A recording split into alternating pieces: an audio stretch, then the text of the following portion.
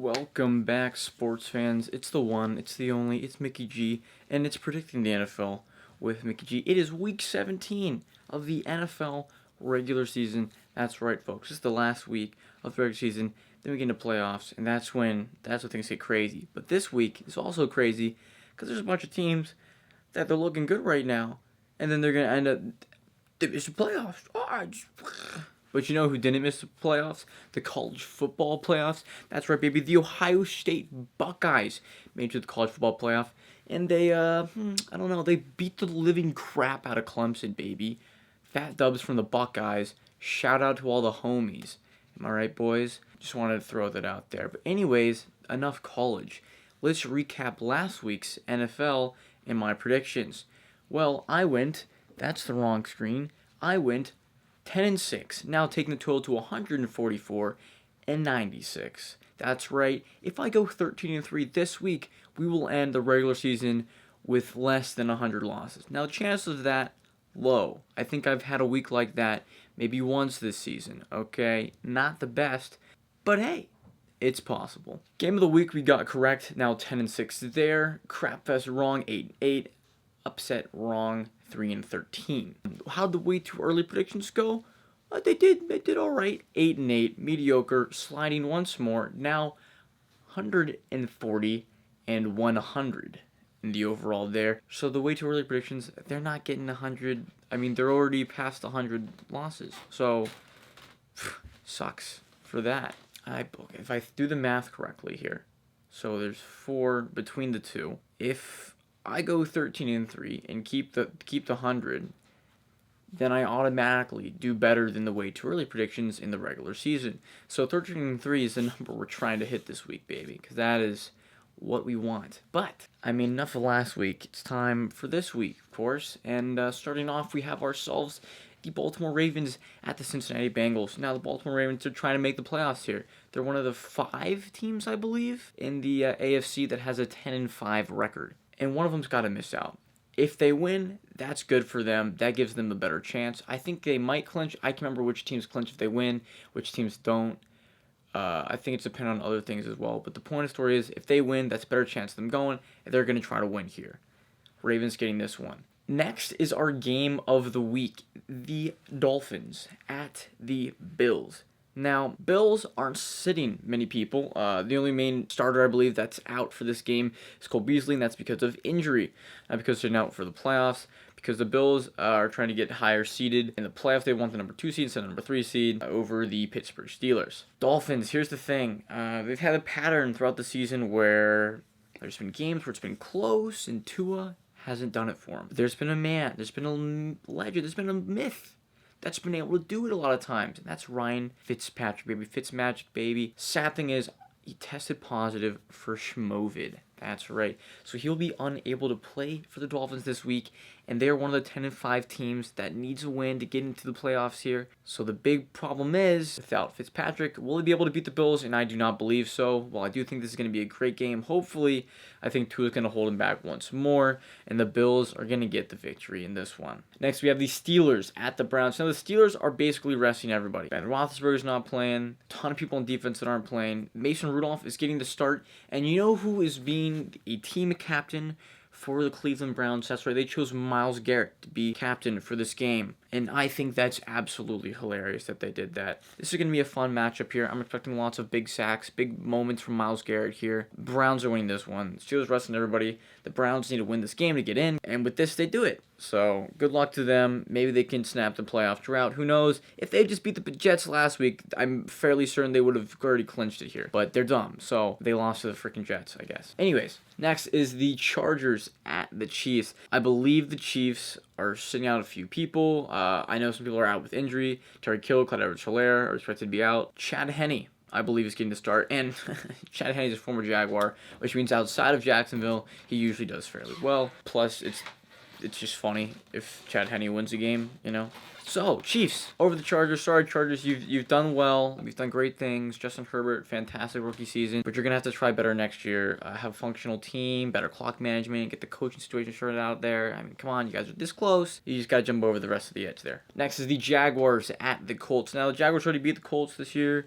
That's actually week 1. They haven't won a game since. They now have the number 1 pick.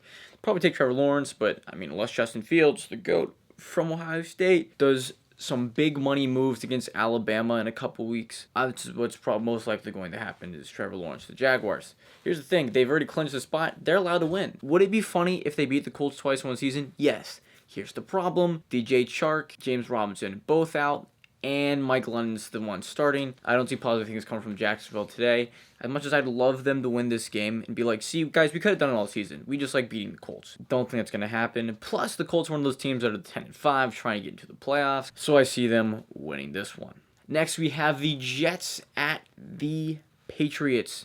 Actually, our upset of the week. The Jets have done this funny, silly thing where they decided to win the past few games or so. They're on a 2-game win streak. Beat the Rams, beat the Browns, and you know what? Screw Bill Belichick. We want to get, the same pick. They've already clinched number 2, but they want to win the game because it's funny, and they're the Jets. So the Jets are winning this one, upset of the week. Why not end on a 3-game win streak? It's funny. Okay, it's funny. So that's what's happening. Next is the Titans at the Texans. Titans are one of those 10-5 teams, okay? Now, they're probably in the best spot of most teams to make it in, even if they do lose. And the Texans are in a bad spot because they're bad and they just lost to the Bengals, so I don't have much faith in them. So the Titans are going to win this one. Next, we have the Raiders at the Broncos. Now, this is one of 3 games, I believe, that has 0 teams with playoff implications in it, which is kind of crazy. So who cares who wins this game? I'm going to go with the Raiders because their record's better, and they should win because they are a better team. They just have issues sometimes. So good on you, Raiders. Next is now moving into the NFC games, actually. The Packers at the Bears. Bears, they're trying to get in the playoffs here. Packers, I believe they'll be resting some people. I'm not 100% positive on that because the number 1 seed is still up for grabs. Oh, wait, no, they're definitely not resting people. No, they're going full blown here. Devontae Adams, Aaron Jones are really good, and the Bears are not good. So I'm going with Packers. They win the game here. Next is the Falcons at the Buccaneers. Now, we've had this game before. 2 weeks ago, Falcons should have won the game. Some things happened, blown leads, all that. Here's the thing. They got to stop it at some point. And what better time than just, boom, Buccaneers, getting ready for the playoffs? Huh? Think you're good, pal? What's that? Ooh, L. Now you're crying. They almost beat the Chiefs last week, for Pete's sake. They can beat the freaking Buccaneers. Falcons, please. Next is the Washington football team, Redskins, at the Philadelphia Eagles. Eagles have been eliminated. I thought they were going to go like 12-4 this year, figure things out, get rid of the injury problems, and do well. Win the division easy, okay? I was wrong. I was very, very wrong. They did not do that. Instead, we have the Washington football team, Redskins, that are leading the division right now. They win this game, they're in the playoffs. That's what they're going to do. They don't have Dwayne Haskins holding them down. Yeah, they might have Taylor Heineke if Alex Smith is still hurt. But you know what? I think it's fine. He can still do a better job than Dwayne Haskins, who is just bad, awful. Okay, disgusting, just yucky. I think they can do it. And that's why I'm picking them. So good on you, Washington football team, Redskins. Next is the Cowboys at the Giants. Now the Giants, for a while looked like they had the good spot there. I think they're the only team that has the tiebreaker over the Redskins, I believe. Not positive on that though. Cowboys, they've done really well past couple weeks, and I think that continues here. They go out there, they get fat W's over the Giants. Giants, you've been eliminated. Cry. Cowboys still have a chance, though, because of the Redskins and how things played out. Good for you. Next is our crap fest of the week. We have the Vikings at the Lions. Dalvin Cook is out this game, and that is because of the death of his father, not injury-related, but it's still a big piece missing from that Vikings offense. Not what you want to see, but however, they are out of the playoffs. Same with the Lions, but Matthew Stafford is playing, which might be the final game he plays as a Lion, which seems kind of crazy at this point. How disappointing to see his career get wasted. So I'm thinking he's going out on a bright spot. I think Matthew Stafford gets fat W's, goes out there and outperforms Kirk Cousins, and gets the Lions a victory in what might be his final game. Next is the Saints at the Panthers. Saints want the number 1 overall seed. They're going to go out there and they're going to kick the Panthers' butt. Plus, they got to make sure they have a fluid team before the playoffs start. That's a good thing they want to do. They did